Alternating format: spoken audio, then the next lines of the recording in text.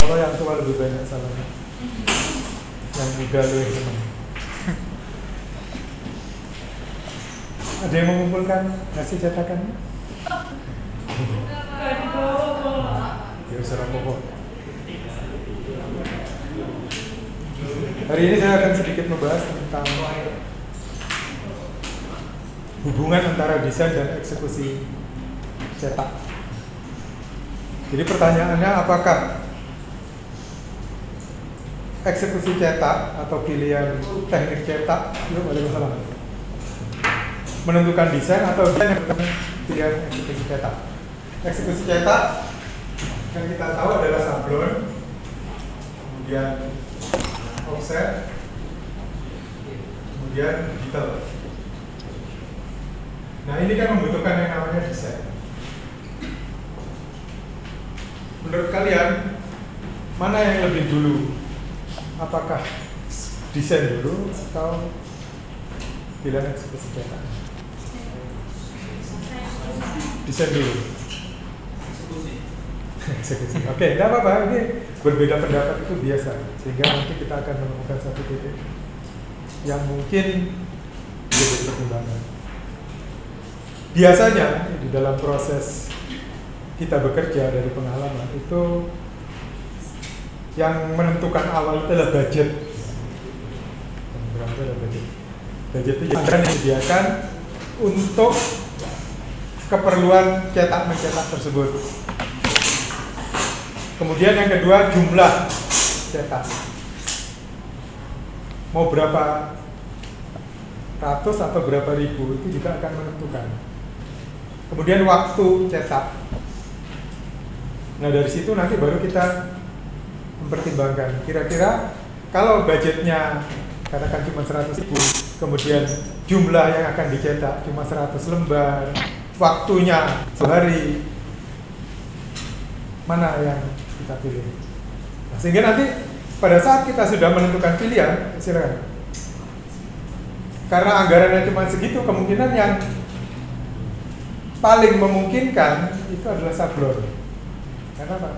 Sablon itu walaupun prosesnya rumit, tetapi anggaran yang dibutuhkan relatif lebih kecil. Kecepatan, ya kalau satu hari sebenarnya juga agak ngepres ya untuk sablon, karena prepare-nya aja, pracetaknya aja itu butuh waktu. Nah, jadi semua hal-hal seperti itu yang harus kita pertimbangkan di dalam proses mendesain. Terkadang ada yang menentukan desain terlebih dahulu. Nah, kalau desain terlebih dahulu, dalam arti mereka tidak mau bergeming dengan desain yang sudah dibuat, itu biasanya mereka punya anggaran yang tidak terbatas. Terserah mau dicetak apa saja, oke. Yang penting bagus sesuai dengan desain. Ada yang bersikeras seperti itu. Terus pokoknya desainnya harus seperti ini. Semakin simpel desain, itu semakin mudah kita menentukan apakah sablon, di offset atau digital printing.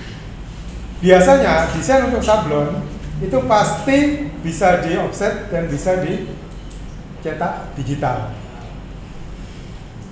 Tetapi desain untuk offset itu terkadang belum tentu jika di sablon bisa memenuhi kualitas yang kita inginkan. Karena apa?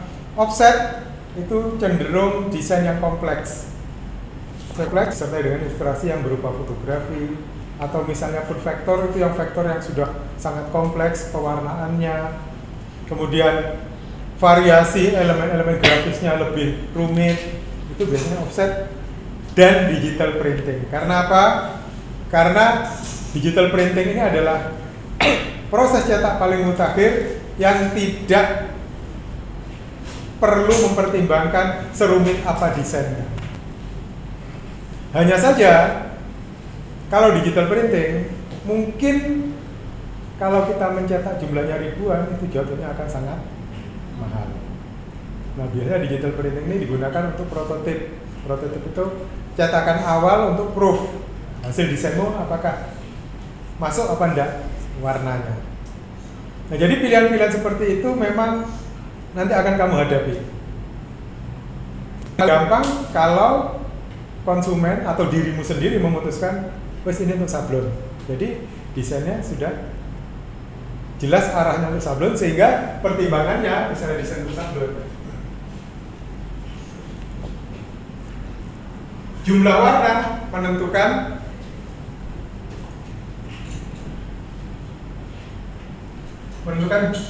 jumlah berapa kali naik cetaknya. Misalnya desain sablonmu 10 warna, berarti naik cetaknya sampai 10 kali. Tidak praktis kan? Nah, itu harus dipertimbangkan lagi. Makanya biasanya ditentukan desain untuk sablon maksimal 4 warna. Kalau bisa kurang. Mengapa ditentukan demikian? Karena kalau offset itu 1000 warna pun naik cetaknya akan 4 warna. Cyan, magenta, yellow. Digital printing malah enggak perlu seperti itu. Dari komputer langsung ke mesin cetak atau printer.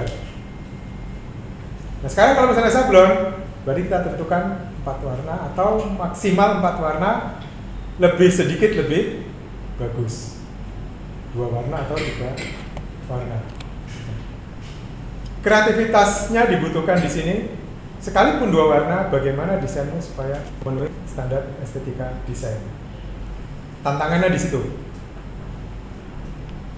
Seorang desainer terkadang kalau dia diberi peluang untuk mendesain sebebas-bebasnya, dia akan menggunakan sebanyak-banyaknya warna kan. Tapi di sablon kamu sudah dibatasi. Maksimal 4 warna. Semakin sedikit semakin bagus. Tapi kalau 1 warna, itu mungkin kurang menarik, paling enggak 2. Nah, dari situ nanti kamu harus juga mempertimbangkan apakah objek yang akan disablon bersumber dari bitmap atau vektor. Jika logo dari perusahaan bukan kamu yang mendesain, biasanya kamu hanya diberi file bitmap. File bitmap itu adalah file yang tidak bisa dipisah antara satu warna dan warna lain. Jadi misalnya logo Asia yang terdiri dari kuning, merah, dan biru, maka kamu tidak bisa langsung otomatis memisahkan warna itu. Kamu harus melakukan yang namanya proses apa? Tracing atau istilah awamnya itu apa? Menjiplak, mengubah image bitmap jadi vektor agar bisa dipilah-pilah nanti yang mana warna hitam, yang mana warna biru, yang mana warna merah. Karena kalau tetap bertahan ke bitmap, maka sablon tidak akan bisa atasi. Selain itu, biasanya orang memberi file bitmap dengan resolusi yang rendah. Dipaksa, maka hasilnya tidak akan bagus. Diperlukan. Ada orang pesen, saya punya logo misalnya dalam format PNG atau JPG atau TIFF, kemudian resolusinya hanya 150 dpi. Kamu tetap harus melakukan yang namanya tracing, mengubah bitmap menjadi vektor. Agar sempurna, maka tracingnya harus menggunakan tracing manual, menjiplak secara manual, bukan auto trace atau di Illustrator power trace ya, kalau nggak salah. Jadi yang klik langsung jadi, bukan. Karena itu nanti pasti kamu refine-nya atau menyempurnakannya jauh lebih lama dibandingkan kalau kamu jiplak sendiri secara manual. Nah, penentuan di awal ini akan memudahkan kamu. Hasil desain untuk sablon tersebut di offset pun bisa, di print pun bisa. Untuk cetak sablon di dalam desain umumnya menghindari pewarnaan yang rumit seperti misalnya gradasi warna. Kemudian tekstur juga dihindari. Karena apa? Karena pasti kualitasnya tidak akan bisa memenuhi standar yang kamu inginkan. Apalagi teksturnya bukan tekstur ciptaan sendiri, tekstur yang kamu ambil dari perbedaan tekstur yang ada di komputer misalnya. Tidak akan bisa, sehingga hindari itu. Ya, ini untuk sablon perlu diingat, hindari tekstur, hindari gradasi warna, dan hindari juga pencahayaan yang nanti akan menimbulkan kesan gradasi warna sehingga berkesan 3 dimensi. Nah, cara ngakalinya gimana? Ini butuh pengalaman. Jadi terkadang kita bermain dengan yang namanya halftone. Halftone itu nada warna yang diwakili dengan titik-titik. Di Photoshop kamu bisa menggunakan halftone itu. Kamu akan melihat kesan gradasi warna dengan menggunakan halftone. Semakin kecil titiknya, dia itu baru semakin terang. Semakin besar titiknya atau semakin padat, itu baru semakin gelap. Itu kalau memang terpaksa gradasi. Tapi sekali lagi, untuk sablon lebih baik hindarilah gradasi warna, hindarilah tekstur. Mendesain sablon kelihatannya sih mudah, tetapi pada kenyataannya yang tidak terpenuhi seringkali nilai estetisnya karena terlalu sederhananya. Nah, di situ tantangan untuk kamu sebagai desainer. Sekalipun simple, sekalipun sederhana, sekalipun sablon, tapi kalau bisa memenuhi standar estetika, menarik, menyenangkan, atau mungkin dinamis, atraktif, sehingga orang melihat sudah bisa terkesan.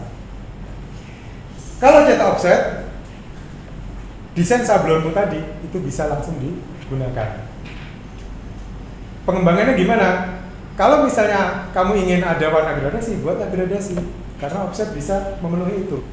Nah, jadi misalnya ada logo, katakan kamu misalnya membuat lingkaran seperti ini ya. Kalau sablon ini kan hanya blok, ya, blok penuh, solid. Tapi kalau misalnya offset, ini kamu bisa buat ada pencahayaan, misalnya berkesan 3 dimensi. Jadi dari sablon pun kamu bisa langsung memodifikasi menjadi offset. Apakah boleh ditambah foto? Boleh. Jadi kalau misalnya desainmu yang sebelumnya sablon tidak ada fotonya, ternyata selanjutnya akan dicetak offset, bisa kamu beri foto. Jumlah warnanya bisa kamu buat variasi. Misalnya sebelumnya hanya kuning saja, kamu bisa buat gradasi dari oranye ke kuning. Digital printing itu otomatis mengikuti. Hampir sama dengan offset, hanya saja offset itu ada prepare-nya, ada pracetaknya yang membutuhkan proses yang juga cukup rumit. Jadi dari file komputer, kemudian untuk yang masih menggunakan film harus difilmkan dulu, CS, separasi warna, color separation. Jadi ini offset.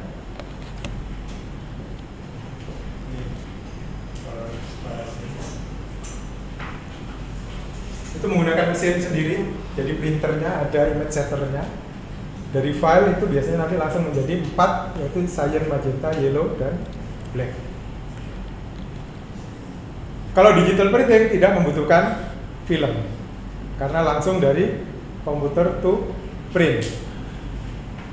Masing-masing punya keunggulan dan masing-masing punya kelebihan dalam hal biaya.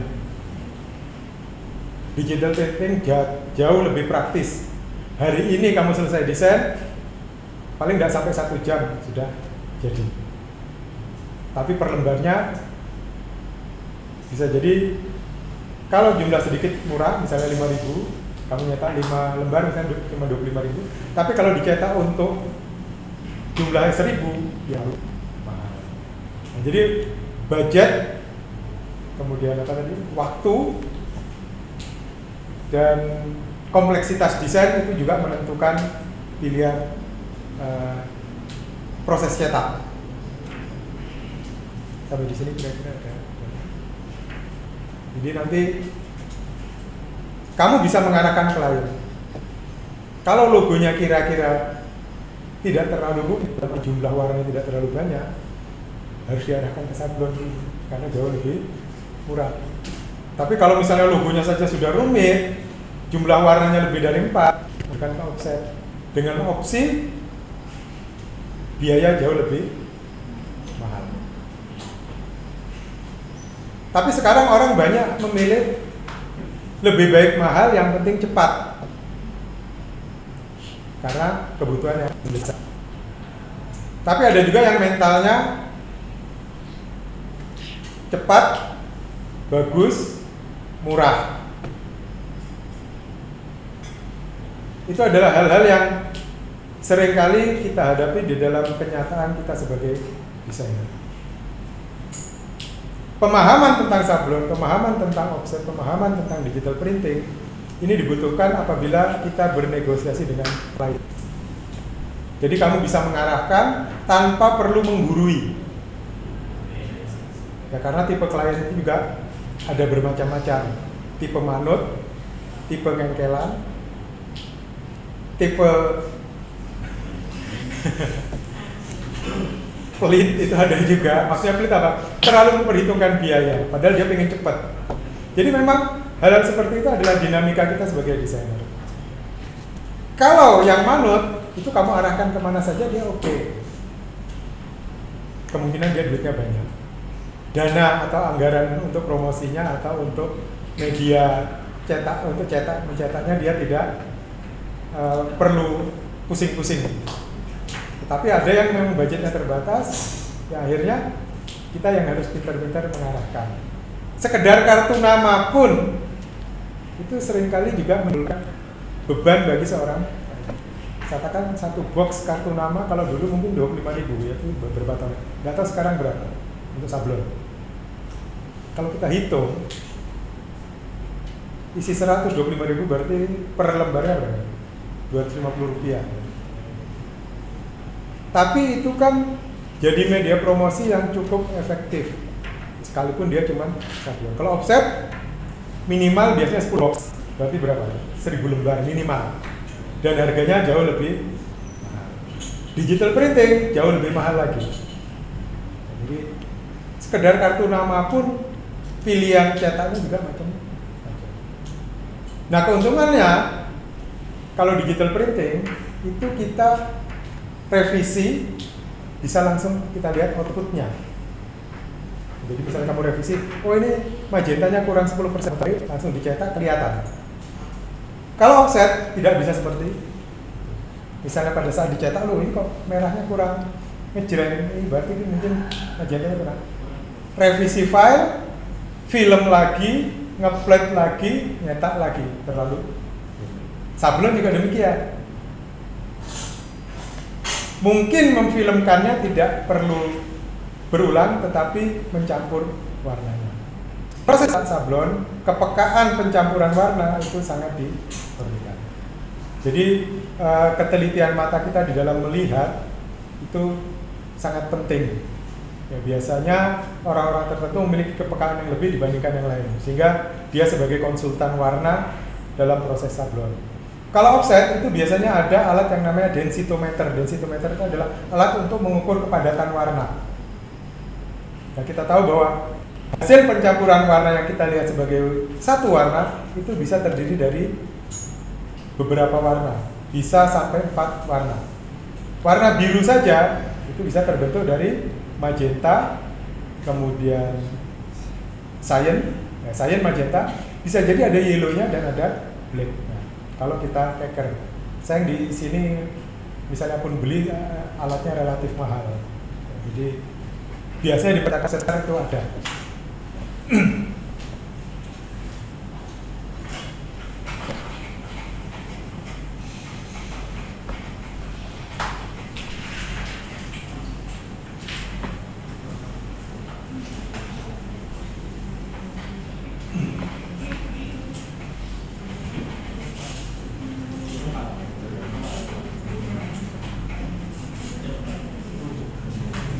Yang pernah mendesain untuk sablon kira-kira?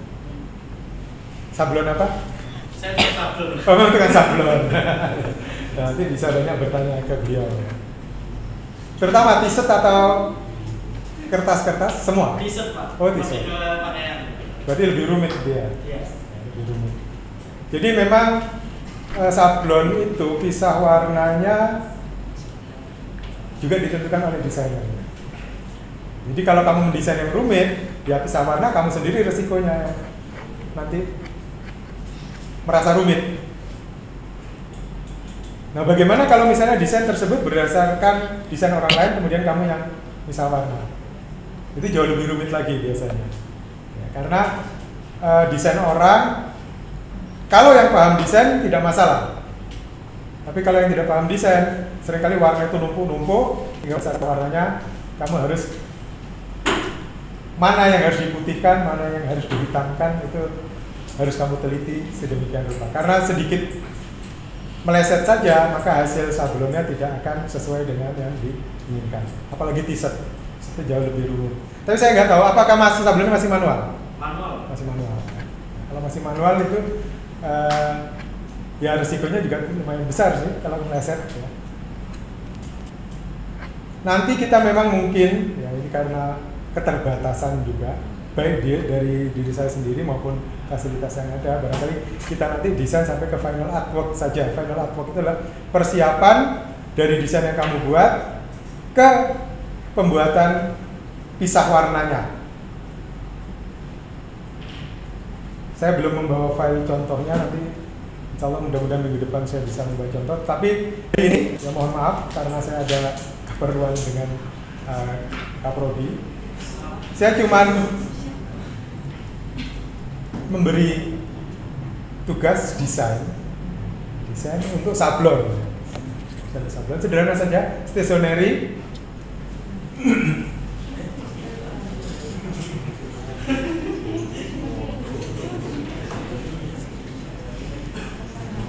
Stationery dalam nama, ukuran kartu nama tahu? 5 kali? 10,5. Iya. Ada yang 5 kali 9, ada yang kalau yang ukuran jadi bedanya 5,5 kali 9. Tapi standar ini juga hanya standar di Indonesia. Terkadang di luar itu cuma 5, kemudian 9 kayak kecil. Ukuran ini saya sesuaikan dengan ukuran kartu nama yang belangkonya banyak dijual. Jadi 5,5. Kemudian amplop kabinet ukurannya 11, berarti memanjang. Amplop kabinet itu seperti ini. Ini 11, ini 2 ini misalnya logo, di sini mungkin di sini alamat, misalnya begitu. Ya. Ini desain standarnya. Supaya menarik silakan kamu desain. Kemudian kop surat ukuran A4 saja, berarti 21 berbanding 29,7. Kemudian name tag. Name tag ini samakan dengan ini saja, 9. Hanya saja posisinya seperti ini. Name tag itu biasanya ada foto, kemudian di sini ada jelas. Ya, gitu ya. Kalau kartu nama boleh landscape, boleh foto, boleh bolak-balik, boleh satu muka. Kalau ada muka pertama atau halaman pertama itu logo, kemudian di belakangnya ada logo kecil, ada namanya. Amplop ya seperti itu. Kop surat biasanya hanya seperti ini. Ini logo, ini alamat. Di sini terkadang ada objek transparan sebagai backgroundnya. Saya tidak memberi rambu-rambu yang lain, hanya memberi rambu. Ini untuk sablon. Jadi nanti saya lihat kira-kira desainmu benar apa enggak arahnya. Nah, logo perusahaannya apa? Saya cuma mengambil nama dari Asia saja. Ini desain, belum ada desain logonya.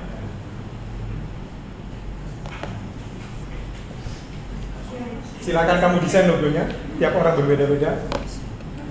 Image yang saya ambil dari logo Asia itu gambar Garudanya tapi berkesan teknologi.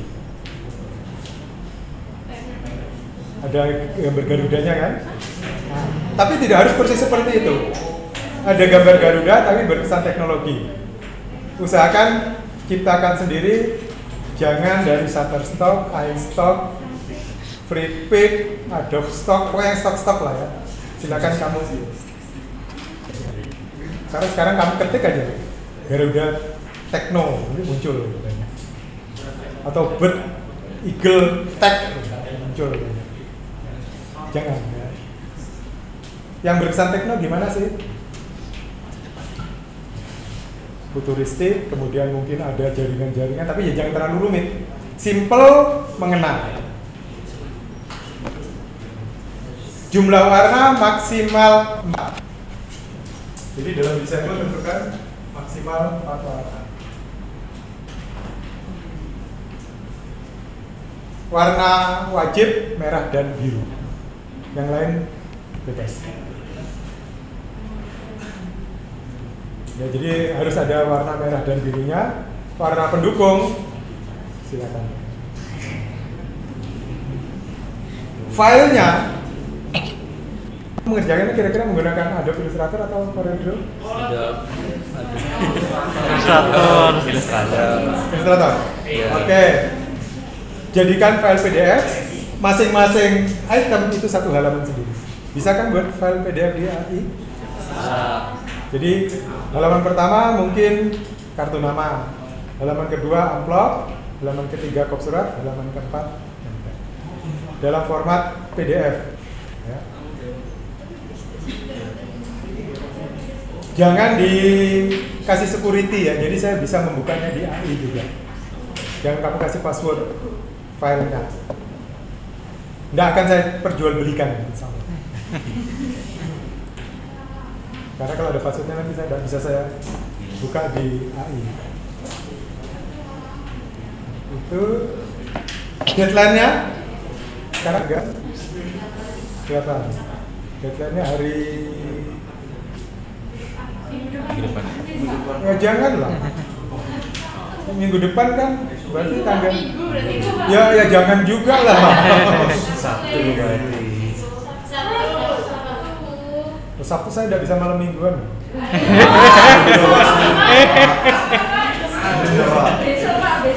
Besok ya. Duh, loh. Jumat. Oke. Deadline-nya Jumat jam 15. Jadi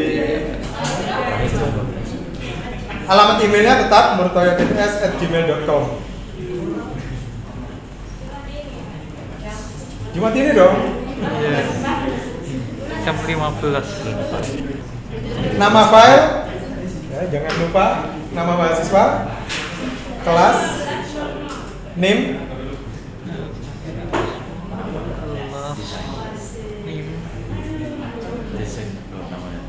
desain sendiri. Kalau misalnya ditambahin Asia Tech, ya silakan.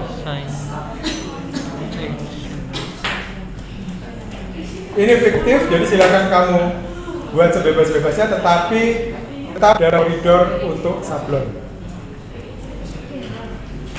Ada pertanyaan kira-kira? Kalau misalnya ada gradasi sedikit gimana Pak? Bisa saja, cuma nanti hasil cetak sablonnya mungkin tidak bisa seperti desain. Kamu pasti akan kecewa. Oleh karena itu main blok-blok warna saja. Misalnya pun ada elemen grafis, itu semuanya juga blok warna.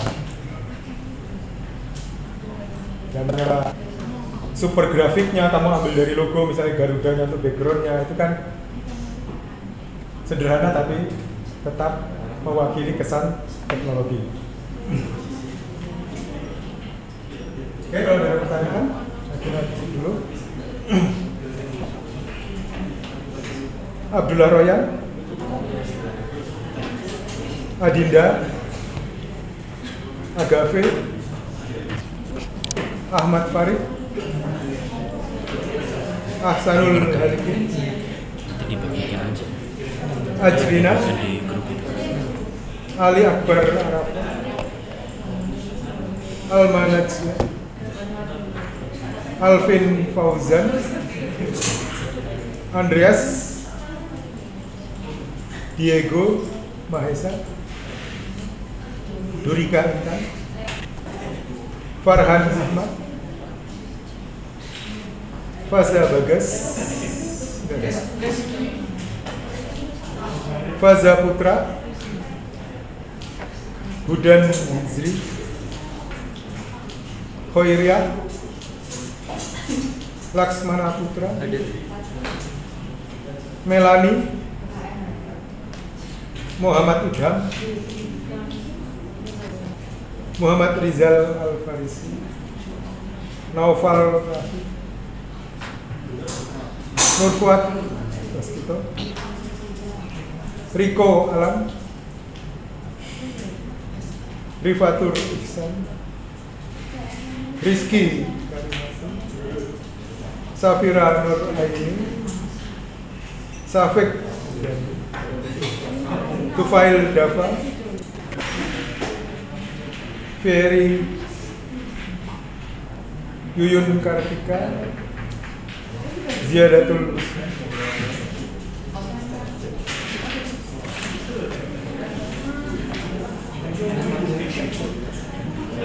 Kalau ada hasil cetak yang mau dibawa minggu depan tolong dibawa ya. Tapi sudah kering, jangan yang basah. Kalau ada yang bawa sekarang mau dikumpulkan sudah. Dikasih nama. Iya. Iya. Di belakang aja namanya biar tidak merusak.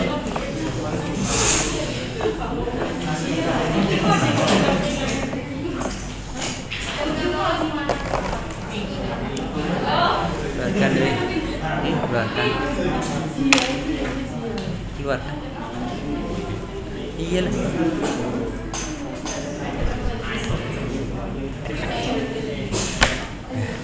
Sini Udah keren ya?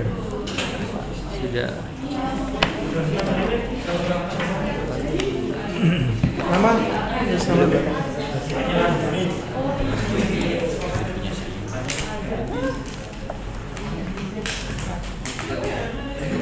Siapa telah?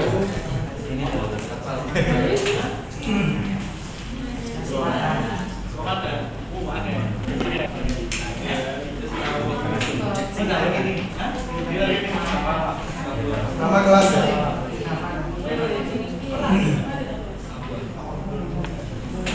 Ini bisa, nggak bisa. Atasnya aja. Atasnya. Nim nggak usah ada. Nama kelas.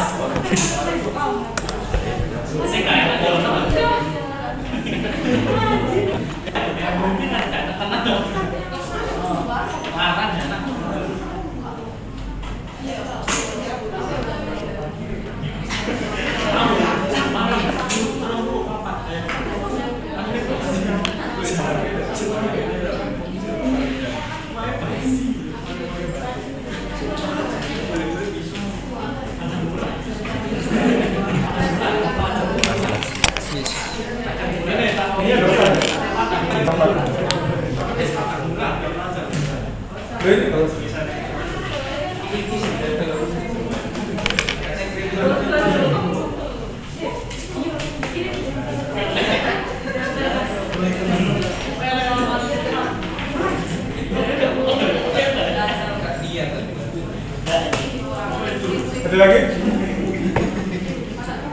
Minggu depan. Oke, terima kasih. Sampai ketemu minggu depan. Assalamualaikum warahmatullahi wabarakatuh.